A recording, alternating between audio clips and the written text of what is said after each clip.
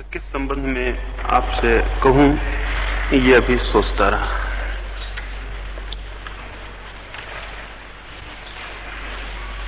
जीवन में सुख पाने की आकांक्षा है, सभी को है,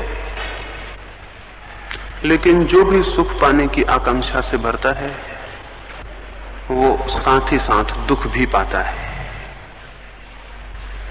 ये स्वाभाविक है। यदि दुख का अनुभव ना हो तो सुख का कोई अनुभव नहीं होगा। इसलिए मैं सुख और शांति को अलग बातें मानता हूं, सुख और शांति को एक ही बात नहीं मानता। महावीर या बुद्ध की खोज सुख के लिए नहीं, शांति के लिए है। हम सबकी खोज सुख के लिए है। सुख और शांति में भेद है, वो थोड़ा हम समझेंगे तो कुछ और बातें समझनी आसान हो जाएंगी। सुख भी बहुत विचार करके देखा जाए तो एक उत्तेजना की अवस्था है, सुख भी एक अशांति है। इसलिए ये भी हो सकता है बहुत सुख मिल जाए तो इतनी अशांति हो कि प्राण का अंत हो जाए। बहुत सुख में लोग मर जाते हैं। तो सुख शांति की अवस्था नहीं है, दुख भी शांति की अवस्था नहीं है। सुख दुख दोनों उत्तेजनाओं की अवस्थाएं हैं, दोनों चित्त की बड़ी उद्वेलित अवस्थाएं हैं। थोड़ा सा भेद है, सुख प्रीतिकर उत्तेजना है और दुख अप्रीतिकर उत्तेजना है, लेकिन दोनों उत्तेजनाएं हैं।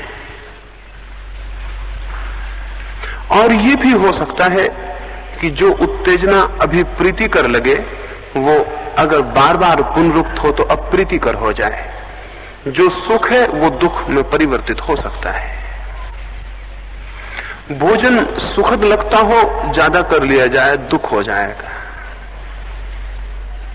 कोई भी भोग सुखद लगता हो, ज्यादा कर लिया जाए दुख हो जाएगा। इसलिए सुख और दुख में स्वरूपगत भेद नहीं है, वे एक दूसरे में परिवर्तित हो सकते हैं। दुख अगर आदि हो जाए, आपको आदत हो जाए तो दुख भी सुखद हो जाता है। अगर कोई व्यक्ति पहली दफा जिसे दुख की तरह अनुभव करता है, अगर निरंतर उसको अनुभव करता रहे तो अनुभव के साथ ही साथ उसका दुख कम हो जाएगा और धीरे धीरे दुख की आदत ही सुख में भी परिवर्तित हो सकती है। एक अरबी कहानी है। एक गांव में एक मालिन वर्षों से रहती थी। उसकी एक सहेली कभी गांव मछलियां बेचने आई तो उसने उसे निमंत्रित किया और कहा कि रात मेरे घर रुक जाओ। बचपन की दोनों मित्र थीं। मछलियां बेचने वाली औरत रात को मालिन के घर में रुक गई। मालिन ने यह सोचकर कि जो हिस्सा उसके झोपड़े का सबसे ज्यादा फूलों के करीब था वहां उसे बिस्तर लगा दिया और जो सबसे ज्यादा सुगंधी फूल थे वो टोकरी में लाके फूल उसके पास रख दिए। लेकिन रात बीतने लगी और मछली बेचने वाली औरत सो नहीं सकी। बार बार मालिन ने पूछा बात क्या है, नींद नहीं आती। उसने कहा क्षमा करें, शायद तुम्हें बुरा लगे, लेकिन ये फूल मेरे पास से हटा दो और जिस टोकरी में मैंने बाजार में मछलियां बेची हैं उसमें थोड़ा पानी डालकर छिड़क कर मेरे पास रख दो। मुझे मछलियों की गंध आए तो नींद आ जाए। फूल हटा दिए गए, द्वार बंद कर दिया गया ताकि गंध भीतर ना आए और मछलियों की टोकरी को थोड़ा सा पानी छिड़क कर उसके पास रख दिया गया। जैसे ही मछलियों की गंध उसे आई, उसे गहरी नींद आ गई। मालिन रात भर उन मछलियों की गंध के कारण सो न सकी। मछलियों की गंध पहली दफा अप्रीतिकर लगेगी, क्रमशः प्रीतिकर हो जाएगी, एक सीमा पर जाकर दुख देना बंद कर देगी और सुख भी दे सकती है। सुख और दुख आपस में परिवर्तित हो सकते हैं। सुख और दुख स्वरूपता भिन्न नहीं है।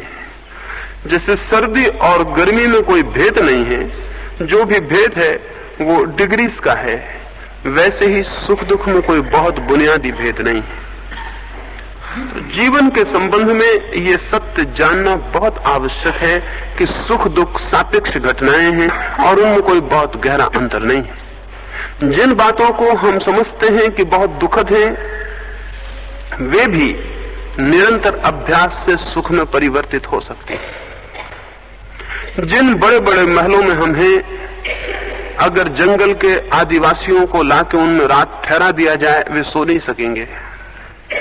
जिन बहुत सुखद गद्दों को हम हजारों रुपए खर्च करके आराम समझते हैं, अगर जंगल में रहने वाले किसी व्यक्ति को लाके उन पर विश्राम करने को छोड़ दिया जाए, तो रात भर सिवाय कष्ट और पीड़ा के उसे कुछ भी नहीं होगा। पहली दफा अमेज़न के कछार में जब पहली दफा पश्चिमी लोग पहुंचे, तो वहां बहुत सर्दी थी और वे काफी कोट और चमड़ों के कपड़े पहने हुए थे, और फिर भी आग जला के अपने को गर्म करते थे। आदिवासी दूर दूर दरख्तों के पास खड़े होकर देख रहे थे, नंगे, उनके ऊपर वस्त्र नहीं थे।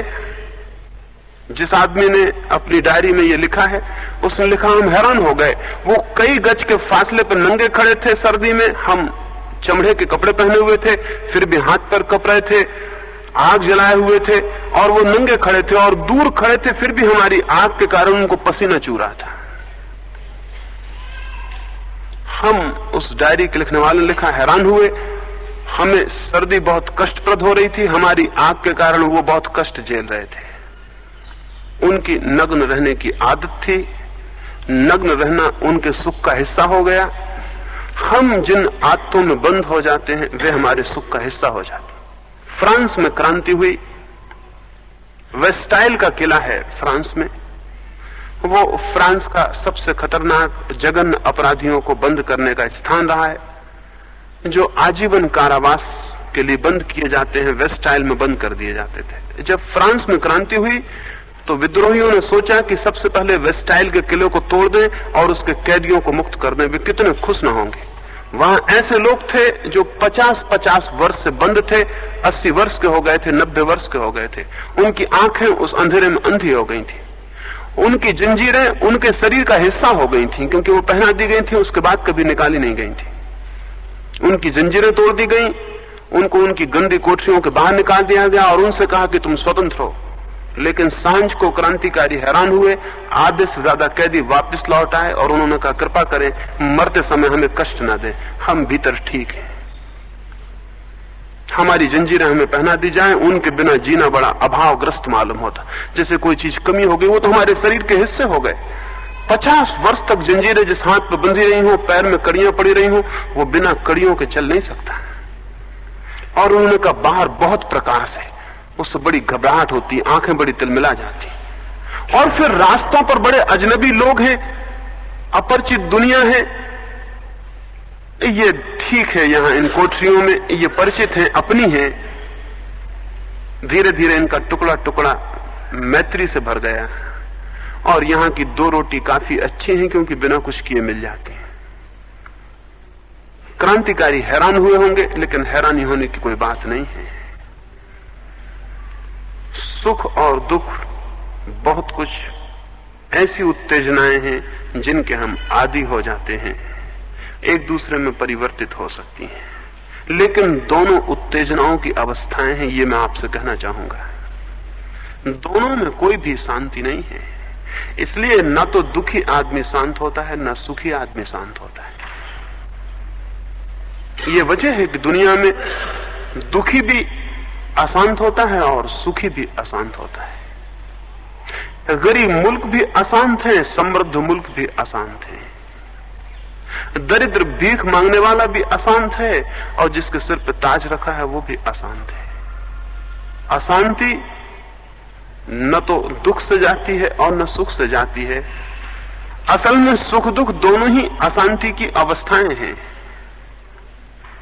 इसलिए जब साधारणता कहा जाता है कि मनुष्य सुख को और शांति को खोजता है, तो मैं सुख और शांति को एक ही अर्थ में प्रयोग करने में थोड़ा असमर्थ हूं। जो मनुष्य सुख को खोजता है वो अशांति को खोजता है। जो मनुष्य सुख को खोजता है वो शांति को नहीं खोजता। शांति की खोज बड़ी दूसरी खोज है। शांति की खोज सुख की खोज नहीं है,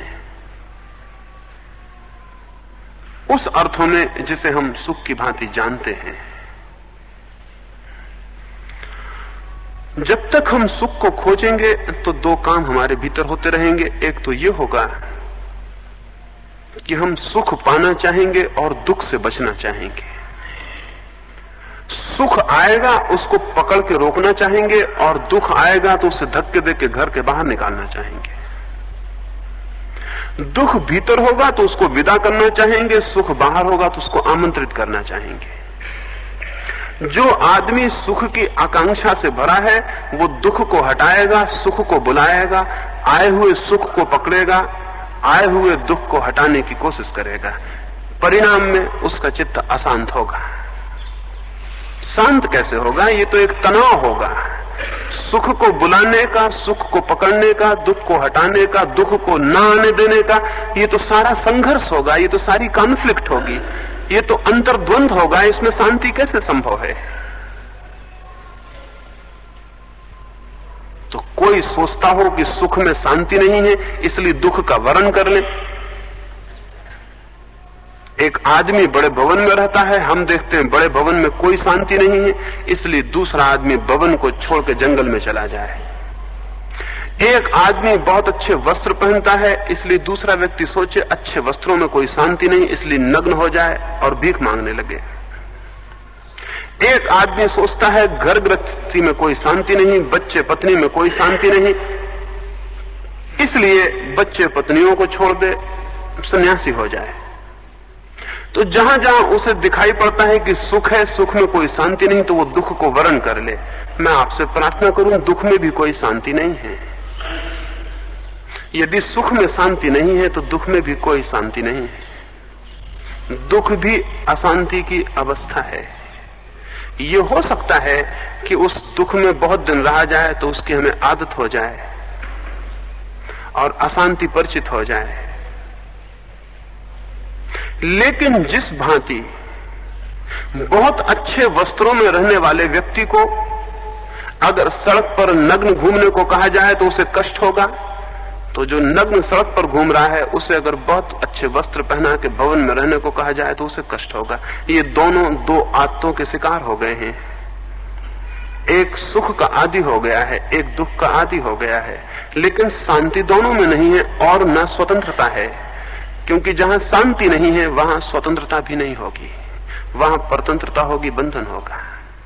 तो कुछ लोग भोग में दुख भोगते हैं, कुछ लोग त्याग का दुख भोगते हैं।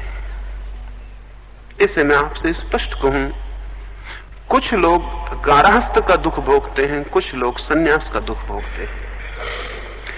ये जो सन्यास है, जो दुख के वर्ण करने से निकलता है, ये वास्तविक शांति का सन्यास नहीं है, बल्कि सुख में सुख नहीं पाया इसलिए दुख प्रतिक्रिया रूप में, रिएक्शन में स्वीकार कर लिया गया है। ये वास्तविक सन्यास नहीं है। वास्तविक सन्यास का संबंध दुख के वर्ण से नहीं बल्कि शांति की उपलब्धि से है। वास्तविक सन्यास का संबंध भोग के विरोध में त्याग करने से नहीं बल्कि भोग और त्याग दोनों के ऊपर उठ जाने से है। क्योंकि भोग और त्याग दोनों ही एक ही सिक्के के दो पहलू हैं, जैसे सुख और दुख एक ही सिक्के के दो पहलू हैं। जो आदमी भोग को पकड़ता है वो भी अशांत होता है, क्योंकि पकड़ने की गहरी आकांक्षा तनाव पैदा करती है, और जो आदमी भोग से भागता है वो भी अशांत होता है, क्योंकि भागना कोई शांति का लक्षण नहीं। मैं भी एक सन्यासी के पास गया, एक बहन मेरे साथ थी। वे सन्यासी नीचे आंख किए रहे। मैंने उनसे बहुत कहा, आप आंख ऊपर क्यों नहीं करते? उन्होंने मुझसे कहा कि मैं स्त्री को नहीं देखता हूं। तो मैंने उनसे पूछा कि ये तो बड़ी अशांति की अवस्था होगी, क्योंकि स्त्री को न देखने का भय है, स्त्री को देखने में भय भीतर छिपे किसी बहुत अशांत, किसी बहुत कामातुर चित्त का लक्षण है, किसी बहुत गहरी सेक्सुअलिटी का लक्षण है। ये डर, ये भय चित्त को शांत न होने देगा। एक वो व्यक्ति है जो स्त्री के पीछे ही आंखों को दौड़ाता रहेगा, एक वो है जो स्त्री को देख के डरा है और आंख नीचे झुकाए हुए है। ये दोनों दो विपरीत बिंदुओं पर खड़े हुए एक ही चित्त के उदाहरण हैं। ये कोई भिन्न भिन्न चित्त नहीं है। एक आदमी है जो धन के पीछे पागल है। एक बहुत बड़े सन्यासी से मुझे परिचय कराया गया और कहा गया कि ये इतने विरक्त हैं कि अगर कोई पैसा सामने लाए तो ये मुंह मोड़ लेते हैं, पैसे को देखते नहीं। मैंने कहा कि पैसे को देख के लार का गिर जाना या मुंह का फेर लेना एक ही चित्त के दो उदाहरण हैं, इनमें बहुत बुनियादी भेद नहीं है। ये एक ही बात की प्रतिक्रियाएं हैं। दूसरी बात हमें त्याग मालूम होती है, पहली बात भोग मालूम होती है। पहली बात में सुख का आकांक्षी दिखाई पड़ता है, दूसरी बात में दुख को वर्ण करने वाला दिखाई पड़ता है। लेकिन ये दोनों ही चित्त मुक्त चित्त नहीं है, परतंत्र चित्त हैं और दोनों ही चित्त अशांत हैं। अशांति को समझना जरूरी है। चित्त जब भी कुछ पकड़ेगा तो अशांत हो जाएगा, चाहे सुख को पकड़े, चाहे दुख को पकड़े, चाहे वस्त्रों को पकड़े, चाहे नग्नता को पकड़े, चाहे घर को पकड़े, चाहे सन्यास को पकड़े। जब भी चित्त कुछ पकड़ेगा और जब भी वो कहीं अपने को थोपना आरोपित करना चाहेगा, जब भी वो कोई आधार लेगा अपने लिए, तभी वो अशांत हो जाएगा। असल में जहां पकड़ है वहां अशांति है, फिर चाहे पकड़ सुख की हो, चाहे दुख की हो, चाहे राग की हो, चाहे विराग की हो। शांति तो केवल वीतरागता में है। वीतरागता विराग नहीं है, वीतरागता राग भी नहीं है। राग और विराग दोनों से मुक्त हो जाने में शांति है। तो विरागी को मैं ग्रस्त का शीर्षासन करता हुआ रूप मानता हूं, उल्टा खड़ा हुआ। तो जो जो ग्रस्त करता है उसके विरोध में, उसके प्रतिशोध में, तो वो उससे उल्टा उल्टा करता है। अगर आप बड़े भवन में रहते हैं तो भवन छोड़ता है, आप वस्त्र पहनते हैं तो वस्त्र छोड़ता है, आप जो जो करते हैं उसको वो छोड़ता है। वो आपका ही शीर्षासन करता हुआ रूप है। लेकिन शीर्षासन करने से चित्त परिवर्तित नहीं होता, क्योंकि चित्त का कोई शीर्षासन नहीं होता। आप उल्टे खड़े हो जाएं तो भी चित्त वही रहेगा, आप सीधे खड़े हैं तो भी चित्त वही है, आप सिर के बल खड़े हो जाएं तो भी चित्त वही रहेगा। हाँ, चमत्कार जरूर हो जाएगा, क्योंकि सिर के बल खड़ा होना जरा कठिन है, पैर पर खड़ा होना जरा आसान है। इसलिए जो पैर पर खड़े हैं वो सिर पर के बल खड़े हुए आदमी को नमस्कार कहेंगे कि आप बहुत गजब का काम कर रहे हैं, आप बहुत बड़ी बात कर रहे हैं, आपके हम चरण छूते हैं। असल में सर्कस को देखने का जो मजा है वही उल्टे खड़े हुए लोगों को देखने का मजा है। लेकिन इससे कोई जीवन मुक्त नहीं होता, इससे कोई जीवन मुक्त नहीं होता है। ग्रस्त के विरोध में सन्यास नहीं है, वास्तविक सन्यास तो द्वंद्व से मुक्त हो जाने में है। जहां भी द्वंद्व के किसी एक हिस्से को मैं पकड़ता हूं, वहां मैं कायम रूप से वही कर रहा हूं जो दूसरे कर रहे हैं, यद्यपि उनके विरोध में कर रहा हूं। जो आदमी धन की ओर भाग रहा है और जो आदमी धन से भाग रहा है, ये दोनों ही धन को स्वीकार करते हैं, मान्यता देते हैं। धन को, धन के अर्थ को इनके मन में मूल्य है। कोई हमसे पूछे, मैं एक जगह गया और एक व्यक्ति ने मुझसे कहा कि यहां एक बहुत बड़े सन्यासी हैं। मैं पूछा कि उनके बड़े सन्यासी होने का कारण क्या है, तो उसने कहा कि उन्होंने बहुत संपत्ति थी उसको छोड़ दिया। तो मैंने कहा कि तुम्हारे मन में संपत्ति का इतना मूल्य है, उतना सन्यासी का मूल्य नहीं है, क्योंकि सन्यासी के बड़े होने को भी तुम संपत्ति से तौलते हो कि उसने कितनी संपत्ति छोड़ी। अगर उसके पास ये संपत्ति न होती तो सन्यासी छोटा हो जाता। फिर उन्होंने कहा कि नहीं, ऐसी कोई बात नहीं, बड़े बड़े लोग उन्हें मानते हैं। मैंने कहा कौन बड़े बड़े लोग? उन्होंने कहा कि खुद हमारे राज्य के जो महाराजा हैं वो उनके चरण छूने आते हैं। तो मैंने कहा कि महाराजा का तुम्हारे मन में मूल्य है, सन्यासी का कोई मूल्य नहीं। चूंकि महाराजा उनके चरण छूते हैं इसलिए सन्यासी बड़ा है। और महाराजा क्यों बड़े हैं? क्योंकि उनके पास धन है। हम त्याग का भी मूल्य भोग से आंकेंगे, हम त्याग का भी मूल्य भोग से आंकेंगे, क्योंकि त्याग असल में भोग का ही विरोध है। इसलिए कितना भोग छोड़ा उतना बड़ा त्याग मालूम होगा। वो भोग की ही सरणी में बैठा हुआ है, वो वही गणित है, गणित में भेद नहीं है। और जब तक हम इन सुख और दुख के बीच चुनाव करेंगे तब तक भ्रांति होती रहेगी। एक भ्रांति यह है कि धन के मिलने से सुख मिलेगा, दूसरी भ्रांति यह है कि धन के छोड़ने से मिल जाएगा। लेकिन दोनों स्थितियों में धन केंद्र है, ये मैं आपको कहना चाहता हूं। इस पर थोड़ा विचार करें। दोनों स्थितियों में एक आदमी सोचता है कि पत्नी के मिलने से सुख मिलेगा, दूसरा आदमी सोचता है कि पत्नी को छोड़ने से सुख मिलेगा। लेकिन दोनों स्थितियों में पत्नी केंद्र है और दोनों गणित में पत्नी मध्य है, उससे सोचा जा रहा है। धन हो या कुछ और हो, दोनों स्थितियों में जो विराग है वो और जो राग है वो, इनकी सोचने की सरणी, इनका तर्क, इनका लॉजिक एक ही है।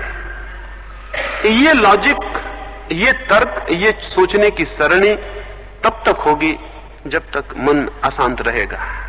ये अशांत चित्त की दशा है। शांत कैसे व्यक्ति हो सकता है? जब वो इन दो द्वंद्वों के बीच चुनाव बंद कर दे, जब वो दो विकल्पों के बीच चुनाव बंद कर दे। क्यों? क्योंकि मैं आपसे कहूं, जहां दो विकल्प हैं, इसे थोड़ा सूक्ष्मता से समझेंगे, जहां दो विकल्प हैं वहां एक तीसरा मैं भी हूं जो उनको चुनता हूं।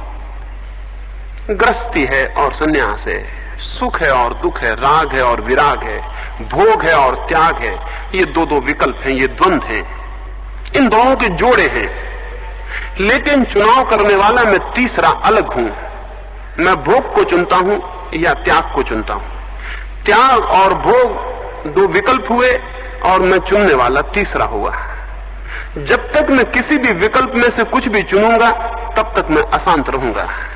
लेकिन अगर मैं उसको चुन लूं जो कि चुनाव करता है तो जीवन में शांति का प्रारंभ हो जाएगा। जब तक मैं द्वंद्व में से किसी को चुनूंगा, राग को या विराग को, तब तक अशांति का अंत नहीं है। लेकिन अगर मैं उसको चुन लूं जो कि चुनाव करने वाला है, न तो राग को चुनूं न विराग को, बल्कि उसमें प्रतिष्ठित हो जाऊं जो कि राग को चुनता है या विराग को चुनता है, जो ग्रस्त होता है या सन्यासी होता है, वो जो चैतन्य है, अगर मैं उस तीसरे बिंदु को, वो जो थर्ड पॉइंट है, अगर उस पर खड़ा हो जाऊं तो जीवन में शांति संभव है। द्वंद्व के बाहर हो जाना शांति है और द्वंद्व में चुनाव करना अशांति है।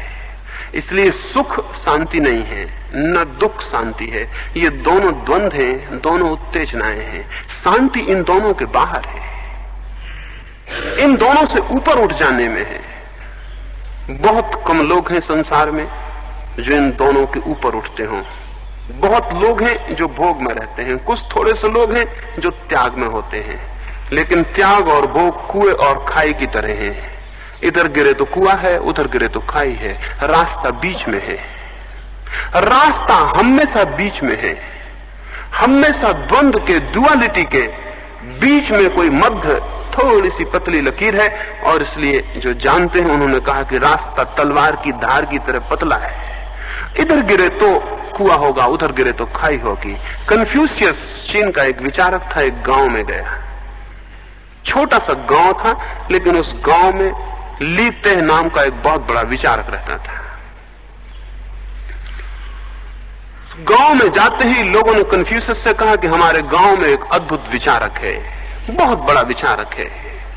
कन्फ्यूशियस ने पूछा उसके बड़े विचार का क्या लक्षण है, क्या कारण है कि तुम उसे बड़ा विचारक कहते हो?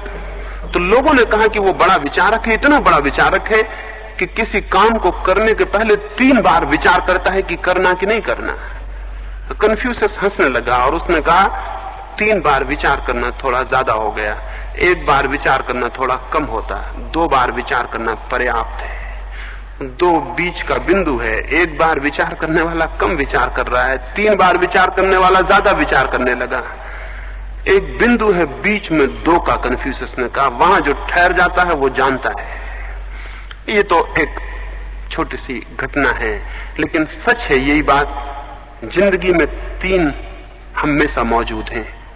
जिंदगी 3 हिस्सों में बटी है, पूरी जिंदगी, पूरे मनुष्य की जिंदगी 3 टुकड़ों में बटी है हमेशा। और जो 1 को चुनता है या 3 को चुनता है वो भूल में पड़ जाता है, और जो 2 पर खड़ा हो जाता है वो जीवन को जान लेता है, उसके अर्थ को, उसके रस को। दो पे खड़े हो जाना धर्म है, एक पे खड़ा होना राग है, तीन पे चले जाना वैराग्य है, दो पे खड़े हो जाना वीतरागता है।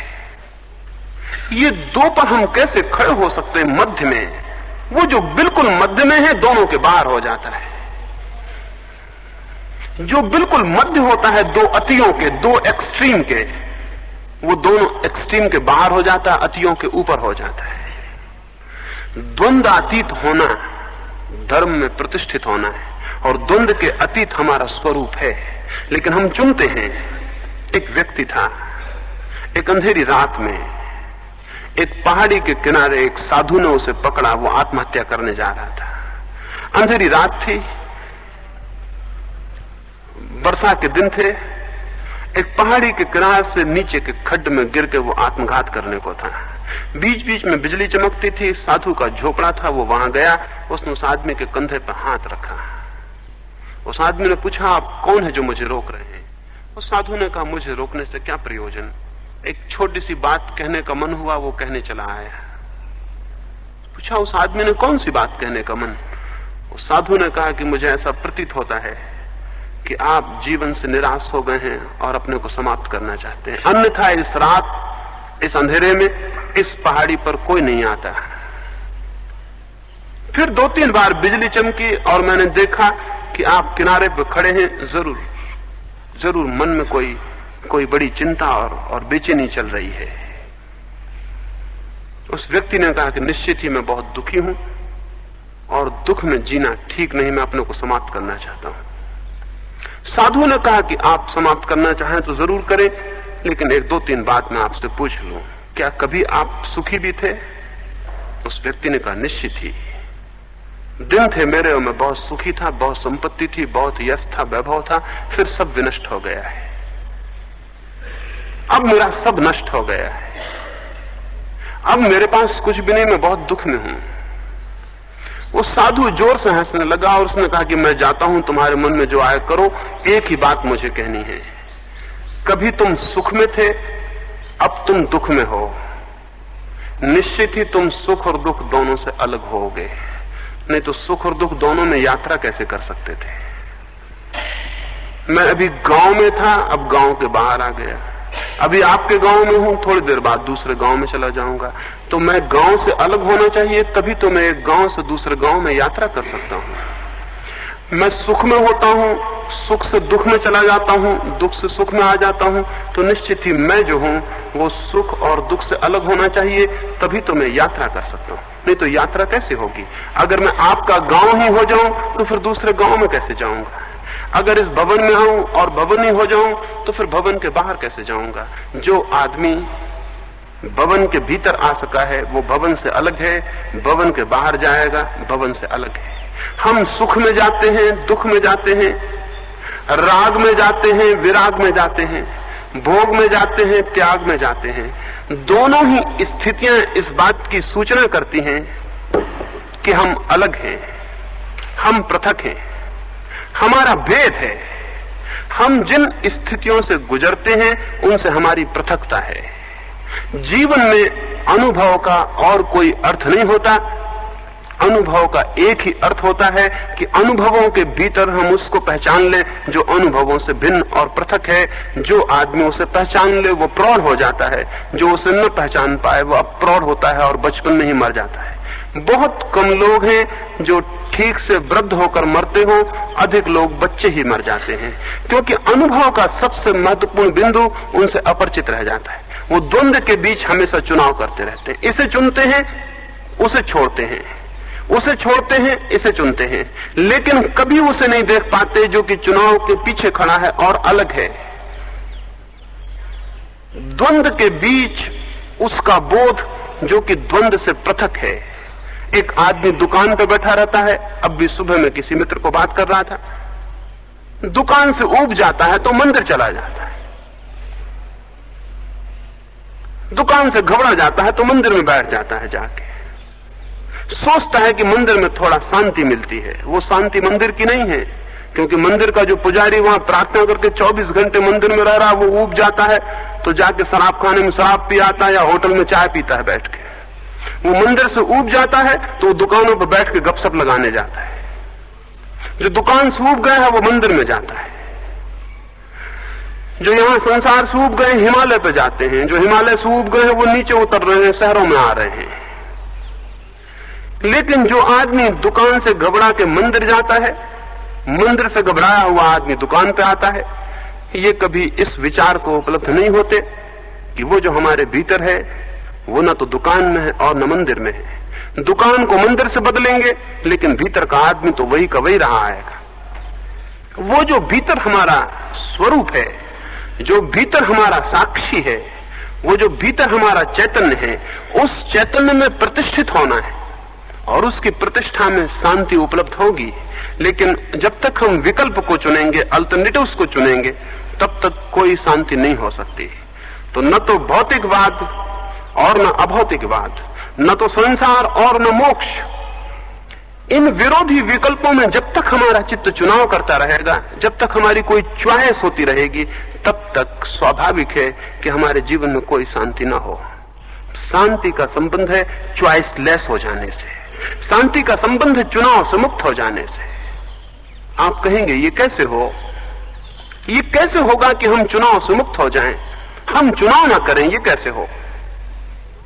ये निश्चित हो सकता है अगर हम उस तीसरे बिंदु के प्रति थोड़ा जागरण लाएं और उस तीसरे को थोड़ा अनुभव करना शुरू करें। जिसे जीवन भर रोज तो घटनाएं घट रही हैं, आप दुख में होते होंगे, कभी बीमार पड़ते होंगे। अभी एक मित्र को देखने गया, वो बहुत बीमार थे, उनके सिर में बहुत दर्द था।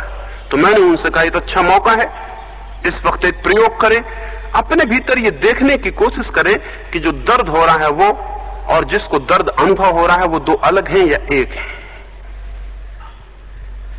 जिसे दर्द की प्रतीति हो रही, अनुभूति हो रही, वो अलग है या कि दर्द के साथ एक है। उन्होंने आंख बंद की, 5 मिनट बाद मुझसे कहा, तो बड़े आश्चर्य की बात है, मैं जानने वाला तो अलग मालूम होता हूं। असल में उस चीज को आप जान ही नहीं सकते जिसके साथ आप एक हों, केवल उसी को जान सकते हैं जिससे आप अलग हों। मैं आपको देख रहा हूं, ये इस बात का प्रमाण है कि मैं आपसे अलग हूं। आप अपने को नहीं देख सकते, या कि देख सकते हैं, आप अपने को नहीं देख सकते। आप जो भी देख सकते हैं वो अन्य होगा। आप जिसका भी अनुभव कर सकते हैं वो अलग होगा, वो आपसे पृथक होगा। आप अपने को न देख सकते हैं, कोई रास्ता नहीं है। तो जिन जिन चीजों को आप अनुभव कर सकते हैं, अनुभव करने के कारण ही वे आपसे पृथक हैं, आपसे अन्य हैं, अलग हैं। अगर पैर में आपके दर्द है तो थोड़ा अनुभव करें और देखें, तो आपको ज्ञात होगा कि आप देखने वाले अलग हैं और पैर का दर्द अलग है। और जैसे जैसे इसका अभ्यास गहरा होगा, आप पाएंगे कि दर्द शरीर पर हो रहा है और आप बिल्कुल दूर खड़े हुए हैं। शरीर से क्रमशः पृथकता बढ़ती जाएगी अगर आप स्पष्ट रूप से भीतर हमेशा, जब भी कोई ज्ञान हो, जब भी कोई अनुभव हो, तो एक पृथकता का अनुभव करें। आप रास्ते पे चल रहे हैं तो जरा भीतर अपने देखें कि आपके भीतर जो चेतना है वो चल रही है या चलने को जान रही है। तो आप बहुत हैरान होकर पाएंगे कि आपके भीतर जो चैतन्य है वो चल नहीं रहा है, केवल चलने को जान रहा है। शरीर चल रहा है और चेतना जान रही है। आप खाना खा रहे हैं तो खाते वक्त अनुभव करें और स्मरण करें कि आपकी चेतना खाना खा रही है क्या। तो आपको स्पष्ट ज्ञात होगा कि खाना शरीर में जा रहा है और चेतना उसको अनुभव भर कर रही, देख रही, जान रही है। चेतना का केवल लक्षण जानना है। जानने के अतिरिक्त उसने कभी कुछ भी नहीं किया। लेकिन जानने के साथ अगर बोध न हो तो जो हम जानते हैं उसी के साथ आइडेंटिटी हो जाती है, तादात्म्य हो जाता है।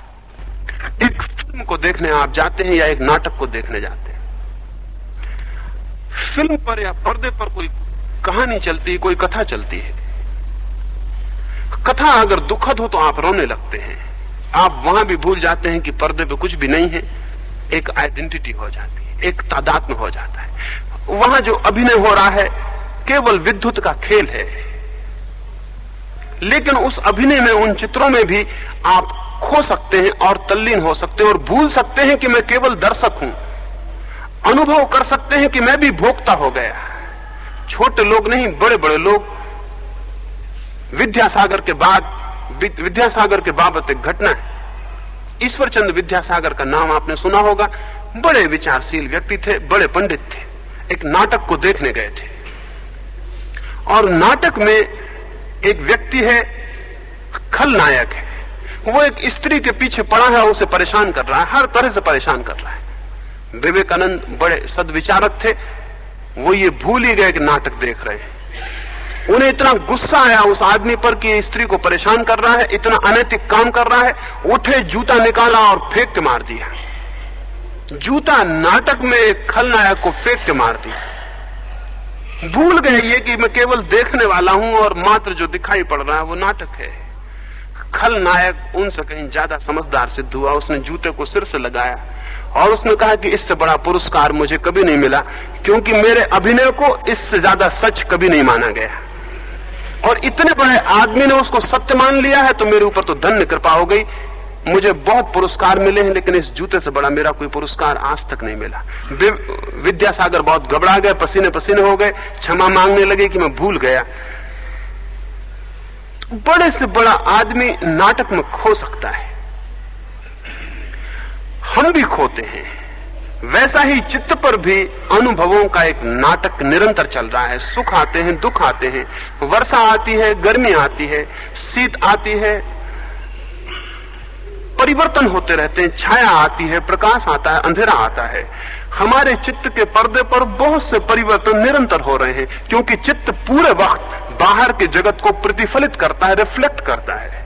चित्त तो एक बड़ा सजीव यंत्र है, बड़ा सचेतन, बहुत ही सेंसिटिव, बहुत संवेदनशील। जो भी बाहर घटता है वो उसे जल्दी से खबर दे देता है। पैर में दर्द होता है, चित्त खबर दे देता है कि पैर में दर्द हो रहा है। सिर में तकलीफ होती है, चित्त खबर दे देता है सिर में तकलीफ हो रही है। कोई गाली देता है, कोई प्रेम करता है, कोई अपमान करता है, कोई सम्मान करता है, चित्त खबर दे देता है कि ऐसा ऐसा हो रहा है। चित्त एक अत्यंत संवेदनशील यंत्र है जो खबरें दे रहा है पूरे वक्त। उन खबरों में हम जो भीतर जानने वाले हैं प्रत्येक खबर से अलग और भिन्न है, लेकिन हम प्रत्येक खबर के साथ जुड़ जाते हैं और अपने को एक समझ लेते हैं। अगर आप मेरा सम्मान करते हैं तो मैं समझ लेता हूं कि मेरा सम्मान हुआ, जबकि कुल बात इतनी है कि मेरे चित्त ने खबर दी कि कुछ लोग सम्मान कर रहे हैं और मैंने इसे पकड़ लिया और समझा कि मेरा सम्मान हुआ, जबकि मैं केवल सम्मान करने वाले लोगों को और सम्मान को देखने वाला हूं। मैं केवल साक्षी हूं। अगर कोई अपमान कर रहा है तो चित्त खबर देता है कि अपमान किया जा रहा है और मैं समझ लेता हूं कि मेरा, जबकि मैं केवल जानने वाला हूं। सम्मान आता है, अपमान आता है, सुख आते हैं, दुख आते हैं, मैं केवल जानने वाला हूं। मैं तीसरा बिंदु हूं जो केवल जान रहा है। अगर जीवन में सजगता से, सचेतता से, होश से अगर हम अपने अनुभव से गुजरे तो आप पाएंगे आपका अनुभव ही आपको अनुभव से मुक्त करने का मार्ग बन जाता है। सत्य को पाने के लिए, स्वयं को पाने के लिए संसार से कहीं भागने की नहीं, बल्कि संसार के बीच जो अनुभव हो रहे हैं उनके बीच जागने की जरूरत है। भागना नहीं, जागना बिंदु है साधना का। भागने वाला जाग नहीं सकता, क्योंकि वो तो अनुभवों के साथ अपने को एक मान लिया, घबरा के भाग रहा है। कबीर का एक लड़का था, कमाल। कबीर बड़े त्यागी थे, बड़े विरागी थे और कमाल कुछ अजीब का लड़का था। कबीर उससे बहुत परेशान थे। गुस्से में उन्होंने कमाल को बाहर निकाल दिया घर से। कबीर का कहना था कि मैं अपरिग्रही हूं, मैं घर में कोई संपत्ति नहीं रखता। और कमाल कुछ अजीब था, गांव के लोग अगर उसे कुछ दे देते तो वो लेके घर आ जाता। जो लोग कबीर को भेंट करना चाहते, कबीर इनकार कर देते, बाहर कमाल बैठा रहता, उसको दे जाते तो वो ले लेता। तो कबीर ने कहा कि ये परिग्रही वृत्ति यहां नहीं चलेगी, तुम इस घर से अलग हो जाओ, इस झोपड़े को अपवित्र मत करो, ये सन्यासी का झोपड़ा है, तुम्हारी यहां कोई जरूरत नहीं, तुम्हारी वृत्ति से मेरा मेल नहीं। कबीर ने अलग कर दिया तो कमाल थोड़े दूर जाके एक झोपड़ा बना के रहने लगा। काशी के नरेश कबीर के पास कभी कभी आते थे, मिलने आए थे, तो उन्होंने कबीर को कहा कि कमाल दिखाई नहीं पड़ता। कबीर ने कहा उसका नाम न ले, उससे मेरा कुछ मेल नहीं बैठता, वो कुछ बड़ी लोभी प्रकृति का है, जो कोई कुछ दे देता है तो ले आता है। तो नरेश उठ के वहां से निकले तो कमाल से भी लौटते में मिलने गए, देखने के लिए कि कहां तक बात सच है। उन्होंने एक बहुत बहुमूल्य हीरा कमाल को भेंट किया। जाके कमाल को नमस्कार किया, वो हीरा रखा, तो कमाल ने कहा लाए भी तो एक पत्थर लाए, कुछ और लाना था तो कुछ उपयोग का भी होता है। नरेश ने सोचा कि कबीर फिर कुछ झूठ कहते होंगे, क्योंकि यह आदमी तो कह रहा है हीरे को पत्थर।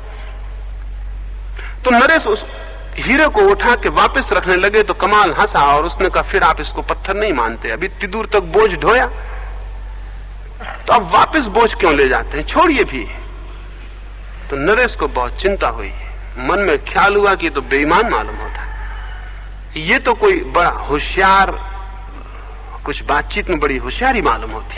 पहले तो उसने कहा पत्थर, बड़ा त्याग दिखलाया, और अब ये कहता है कि पत्थर है तो छोड़ जाइए। नरेश ने पूछा अच्छी बात है, इसे कहां रख दूं? तो कमाल ने कहा फिर ले जाइए, क्योंकि जब आप पूछते हैं कहां रख दूं तो फिर आप इसको पत्थर नहीं मानते, फिर आप इसको मानते हैं कि इसका कोई मूल्य है, कहां रख दूं, तो फिर आप ले जाइए। नरेश कुछ हैरान हुआ, इस बीच कुछ तय करना मुश्किल हो गया कि इसकी वृत्ति क्या है। फिर भी नरेश उसको उसके झोपड़े में खोस आया, सनोली का झोपड़ा था, उसके छप्पर में हीरे को रख दिया। चलते वक्त उससे कहा कि मैं हीरा यहां रखा जाता हूं। कमाल ने कहा तुम्हारी मर्जी, लेकिन मैंने तो कहा कि हीरा है ही नहीं, पत्थर है, और फिर भी तुम बार बार मुझे जताते हो, तुम भाई उसे ले जाओ, पत्थर समझते हो तो छोड़ जाओ, हीरा समझते हो तो ले जाओ।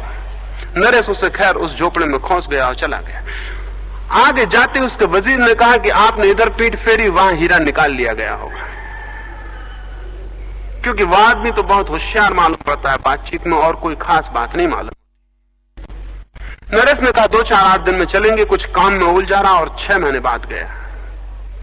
जाके उसने कमाल से पूछा कि मैं एक हीरा यहां भेंट कर गया था, वो कहां है? कमाल ने कहा मैंने आज तक किसी की भेंट न ली और न किसी की भेंट इंकार की। कमाल ने कहा न मैंने कभी किसी की भेंट ली और न किसी की भेंट इंकार की। भेंट लेने वाले लोग भी हैं, भेंट को इंकार करने वाले लोग भी हैं, मैं उन दोनों के बाहर हूं। क्षमा करें, मुझे ना आप कभी कुछ दे गए, ना मैंने कभी किसी से कुछ लिया। उसने कहा आप कैसी बात करते हैं, मैं एक हीरा यहां रख गया था इस झोपड़े के छप्पड़ में। तो कमाल ने कहा अगर कोई ना ले गया हो तो छप्पड़ में होगा, और कोई ले गया हो तो मेरा कोई जुम्मा नहीं। नरेश ने सोचा कि इसने निकाल लिया है, अब ये तरकीबें हैं। वो जाते वक्त उसने झोपड़े को देखा, वो हैरान हुआ, हीरा वहां मौजूद था, वो हीरा वहीं के वहीं रखा हुआ था। इस वृत्ति को मैं वीतरागता कहता हूं। ये ग्रस्त और सन्यास दोनों से भिन्न है, ये अचुनाव की स्थिति है। ऐसा चित्त ये जानता है कि जो भी मैं चुन रहा हूं, सब चुनाव तादाद में है, सब चुनाव आसक्तियां हैं, चाहे आसक्ति भोग की हो, चाहे त्याग की हो, चाहे आसक्ति सुख की हो, चाहे दुख की हो, चाहे कपड़ों की हो, चाहे नग्नता की हो, चाहे घर की हो, चाहे बेघर होने की हो। दोनों स्थितियों में मैं चुनाव कर रहा हूं। सवाल उसको देखने और जानने का है जो चुनाव करता है, उस चैतन्य को, उस चेतना को, उस होश को, उस अवेयरनेस को जो हमारे भीतर है, जो विकल्प चुनती है। अगर हम जीवन के सारे छोटे छोटे अनुभवों में सुबह उठने से लेकर रात सोने तक इस बोध की चिंगारी को थोड़ा जगा सके, और ये कठिन नहीं है, क्योंकि कोई हिमालय पर जाने की, किसी मंदिर में या किसी मस्जिद में जाने का सवाल नहीं है, कोई रोटी छोड़ने की, कपड़ा छोड़ने का कोई सवाल नहीं है। सवाल बड़ा है उस चिंगारी को भीतर जगाए रखने का। वो करीब करीब सोई सोई हो गई है, उस पर राख ही राख जम गई है, हमें पता ही नहीं, हम विकल्पों में ही जीते हैं और उसको अनुभव नहीं कर पाते जो विकल्पों को चुनता है। वो जो वास्तविक है तीसरा, उसे हम कभी ख्याल नहीं कर पाते, और दो जो अतियां हैं उनके बीच डोलते रहते हैं। घड़ी का पेंडुलम जैसे एक कोने से दूसरे कोने पर चला जाता है, दूसरे कोने से फिर दूसरे कोने पर चला जाता है, वैसा हमारा चित्त डोलता रहता है। और घड़ी के पेंडुलम को यह पता ही नहीं चल पाता कि डोलना उसका स्वरूप नहीं है, पेंडुलम अपने भीतर बिल्कुल अनडोला है। वो पेंडुलम जो डोल रहा है अपने भीतर बिल्कुल स्थिर है। सारा कंपन दो अतियों के बीच है, भीतर निष्कंप है, भीतर हम भी निष्कंप हैं, भीतर कोई कंपन न कभी हुआ है न हो सकता है, लेकिन सारा कंपन दो अतियों के बीच चुनाव करने में है। चुनाव को छोड़े और उसके प्रति जागे जो कि चुनाव करता है और चुनाव के बीच में है। इसलिए जीवन पूरा का पूरा अखंड साधना है, कोई खंडित साधना नहीं है कि 23 घंटे कुछ किया और घंटे भर मंदिर में बैठ के जाप फेरी या माला जपी या कुछ और किया। उससे कोई फर्क नहीं पड़ेगा, तो झूठी बात होगी। जीवन तो पूरा का पूरा अखंड है, उसमें घंटा भर धार्मिक और 23 घंटे अधार्मिक नहीं हुआ जा सकता।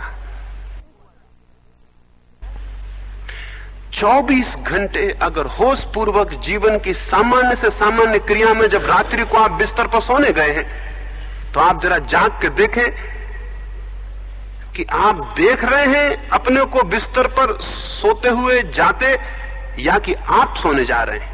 आपको तत्काल स्पष्ट बोध होगा कि आप देख रहे हैं कि आप बिस्तर पर सोने जा रहे हैं। धीरे धीरे अगर आपका नाम राम है तो आपको लगेगा राम बिस्तर पर सोने जा रहा है। अगर कोई आदमी गाली देगा तो आपको लगेगा राम को गाली दी जा रही है। अगर आपका कोई सम्मान करेगा तो आपको लगेगा राम का सम्मान किया जा रहा है। और आप हमेशा एक देखने वाले साक्षी की तरह स्थापित हो जाएंगे।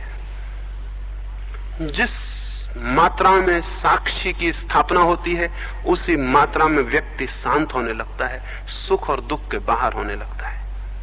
जिस जिस मात्रा में साक्षी की स्थापना होती है, उसी मात्रा में व्यक्ति शरीर से मुक्त होने लगता है और आत्मा में प्रतिष्ठित होने लगता है। जिस जिस मात्रा में साक्षी की स्थापना होती है, उसी उसी मात्रा में व्यक्ति मृत्यु के बाहर होने लगता है और जीवन में प्रवेश करने लगता है। साक्षी में खड़े हो जाना स्वरूप में खड़े हो जाना है। स्वरूप में खड़े हो जाना सब कुछ पा लेना है जो पा लेने जैसा है। और मामला कुछ ऐसा अद्भुत है कि जिसे हमने कभी भी नहीं खोया है, वही साक्षी होकर वापस मिल जाता है। जिसे हमने कभी भी नहीं खोया है, उसे हम खो नहीं सकते, वो हमें वापस मिल जाता है। और ये एक वैज्ञानिक प्रक्रिया है, ये कोई अंधविश्वास नहीं है। इसके लिए जरूरत नहीं है कि आप माने कि महावीर तीर्थंकर थे और भगवान थे। इसके लिए जरूरत नहीं कि आप माने कि राम और कृष्ण अवतार थे। इसके लिए जरूरत नहीं कि आप माने कि क्राइस्ट परमात्मा के पुत्र थे। इसके लिए जरूरत नहीं कि मोहम्मद जब स्वर्ग गए तो 7 घोड़ों पर सवार होकर गए और सशरीर चले गए। इसके लिए जरूरत नहीं है कि आप माने कि आपके भीतर आत्मा है। इसके लिए जरूरत नहीं कि आप माने कि परमात्मा है, उसने सृष्टि को बनाया। इसके लिए किसी तरह के अंधविश्वास की कोई जरूरत नहीं है।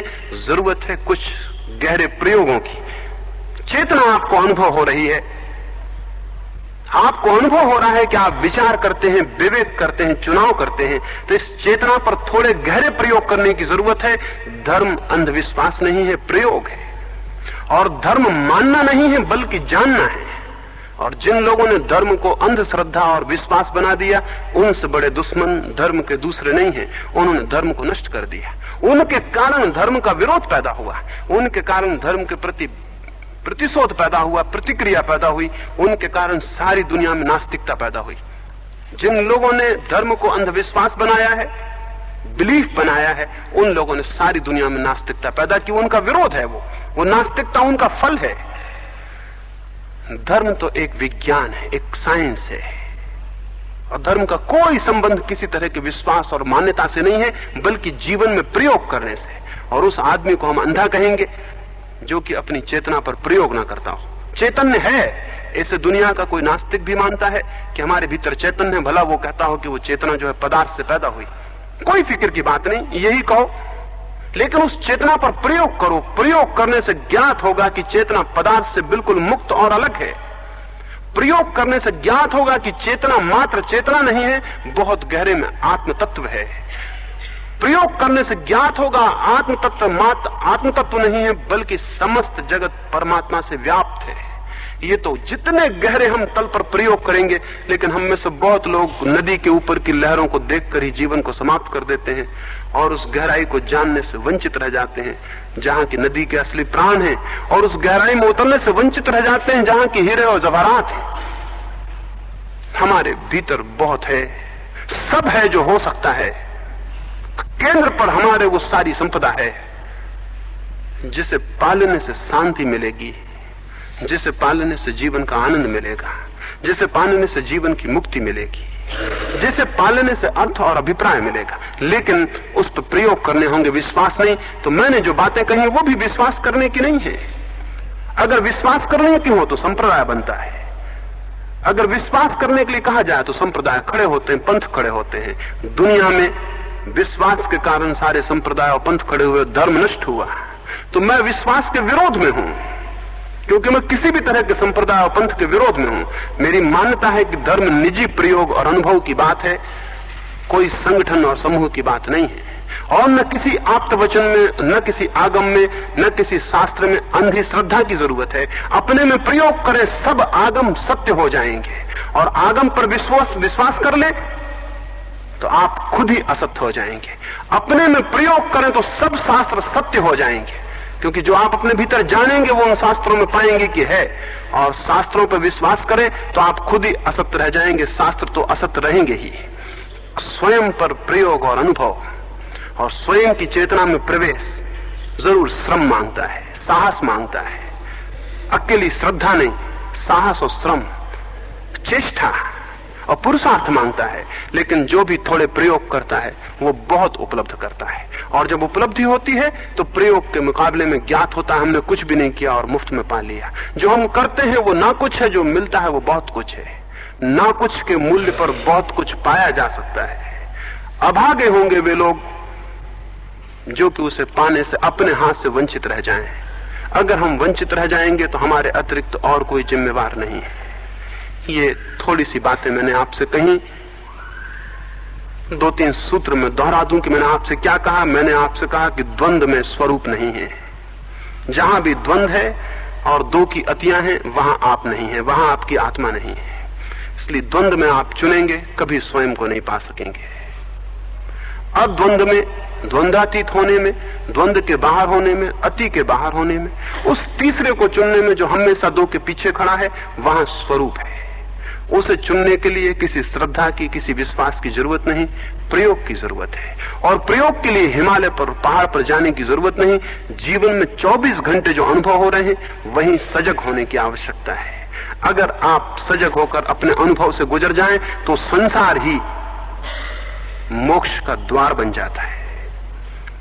अगर आप सजग होकर जीवन से गुजर जाएं तो जीवन का प्रत्येक अनुभव जीवन से मुक्त करने का मार्ग बन जाता है। जीवन है कि जीवन से मुक्त आप हो सकें। इस चारों तरफ जो विस्तार है जीवन के अनुभवों का, संवेदनाओं का, वो सब आपको मुक्त करने में समर्थ है अगर आप होश पूर्वक अपने अनुभव के प्रति जागें। जागते ही आपको दिखाई पड़ेगा जो भी अनुभव होता है वो आपसे पृथक है और आप भिन्न हैं। जिस दिन ये भिन्नता गहरी हो जाएगी, जित मात्रा में गहरी हो जाएगी, जिस अनुपात में गहरी हो जाएगी, उसी अनुपात में आपके जीवन में आनंद का स्रोत और जीवन का स्रोत खुल जाएगा। उस स्रोत को उपलब्ध कर लेना धर्म है, क्योंकि धर्म का अर्थ है स्वरूप, धर्म का अर्थ है स्वयं को पा लेना। जो स्वयं को पा लेता है वो सत्य को पा लेता है, क्योंकि स्वयं के अतिरिक्त और कुछ भी आपके लिए सत्य नहीं हो सकता है। स्वयं ही बहुत प्रगाढ़ता में सत्य है और स्वयं ही बहुत प्रगाढ़ता में परमात्मा है। तत्व की खोज, तत्व का विचार नहीं, शास्त्र का अध्ययन नहीं, बल्कि स्वयं के भीतर प्रवेश। किसी पर श्रद्धा नहीं, किसी पर विश्वास नहीं, बल्कि अपनी आत्मचेतना पर प्रयोग। ये मैं आधार मानता हूं जीवन सत्य की खोज के। इन आधारों से अगर हम वंचित हैं तो हम कितने ही मंदिर जाएं और कितनी ही प्रार्थनाएं करें और कितना ही परमात्मा के पैरों में सिर झुकाएं, ये सब बच्चों जैसे काम है, इनसे कुछ होने वाला नहीं। होगा प्रयोग से, होगा आत्मचेतना की साधना से, और प्रत्येक के जीवन में संभव हो सकता है। अगर एक मनुष्य के जीवन में भी कभी यह संभव हुआ है, महावीर या बुद्ध के, कृष्ण या क्राइस्ट के, तो कोई वजह नहीं है, हम भी हकदार हैं। हम भी उतना ही सब कुछ लेके पैदा हुए हैं। वही हड्डियां हैं, वही शरीर है, वही चित्त है, वही भीतर चेतना है। लेकिन कुछ हैं जो कि नदी में गहरे बैठ जाते हैं और कुछ हैं जो नदी के किनारे बैठे रह जाते हैं। कबीर ने कहा है, मैं बौरी खोजन गई रही किनारे बैठ। हम अधिक ऐसे ही पागल हैं जो किनारे पर बैठे रह जाते हैं, और तब आखिर में हमें पता चलेगा कि हम पागल थे जो किनारे पर बैठे रहे। हीरे और मोती तो वहां गहरे में थे, और उस गहरे में कूदे बिना कोई उपाय नहीं, कोई दूसरा नहीं दे सकेगा। कोई आपके लिए नहीं कूद सकता, कोई आपके लिए आंख नहीं दे सकता अपनी, कोई अपना ज्ञान भी नहीं दे सकता है। खुद पाना होता है, और ये हमारा सौभाग्य है कि खुद पाना होता है। अगर सत्य उधार मिल जाए, खरीदे से मिल जाए, पैसा देने से मिल जाए, तो सत्य का मूल्य ही गिर जाएगा, वो पाने योग्य नहीं रह जाएगा।